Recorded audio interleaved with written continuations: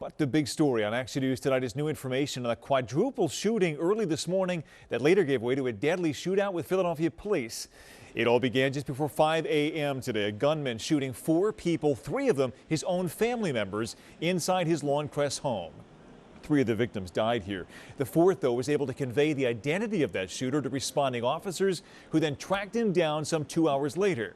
When the man fired at police, they fired back, killing that suspect. Action News reporter Maggie Kent live at police headquarters tonight. Maggie, we just learned more about the victims in this.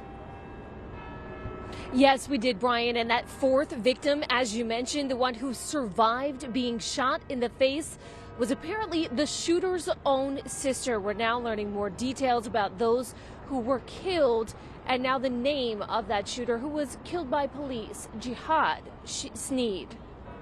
I can't put that even in the words that undeserving, and I just can't wrap my head around how this played out in no way, shape, or form. Family members can't understand why someone would shoot Greg and Denise Durham inside their Lawncrest home.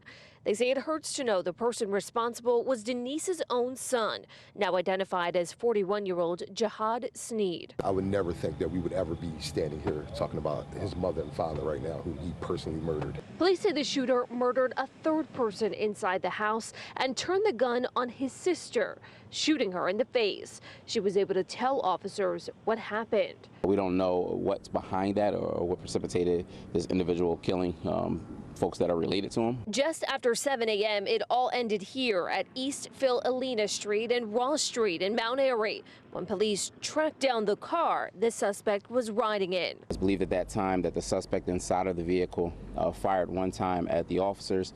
Officers returned fire, striking the suspect inside of the vehicle. Sneed was killed. The driver of the vehicle was taken in for questioning.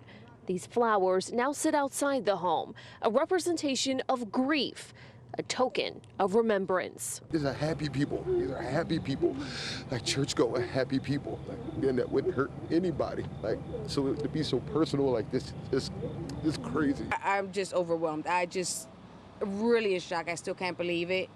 I would never think this would have happened so close to him and to them. I mean, never no trouble here. Again, police say Sneed was the passenger in that vehicle. They are questioning the driver, but they say the investigation continues. We're live at police headquarters. Maggie Kent, Channel 6, Action News. Brian. Maggie, thank you.